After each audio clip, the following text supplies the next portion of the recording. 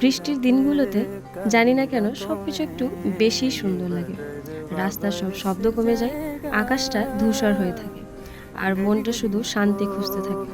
So hello everyone, আজকের ভিডিওটা ছিল বৃষ্টির দিনের বিকেলে, তো সেটাই শেয়ার করব তোমাদের সঙ্গে।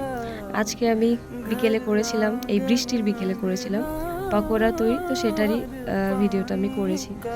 তো এই সিম্পল যে মুহূর্তগুলো, এটা ক্যামেরাতে যতটা ধরা পড়ে তার থেকেও বেশি ফিল হয়। গরম পকোড়া সাথে রেনি ভাইবস, মানে দারুণ একটা কম্বিনেশন। তো আমি করেছিলাম পকোড়া, পেঁয়াজের পকোড়া। এত বেশি জোরে বৃষ্টি হচ্ছিল, তার আগে ঝড়ও হয়েছে অবশ্য। তো আমি কড়াইয়ে তেল দিলাম এবং একে একে পকোড়াগুলো কড়াইয়ে দিয়ে দিয়েছিলাম। তো আমি এটাকে ভালো করে লাল করে ভেজে তুলে নিয়েছিলাম, আর এত সুন্দর লাগছিল কালারটা দেখতে, খুবই সুন্দর। তো এই পকোড়ার সাথে আমি খেয়েছিলাম কোল্ড ড্রিঙ্ক, কারণ চায়ের থেকে আমার কোল্ড ড্রিঙ্কের ক্রেভিং বেশি হচ্ছিল। So that's for today. Thank you for watching.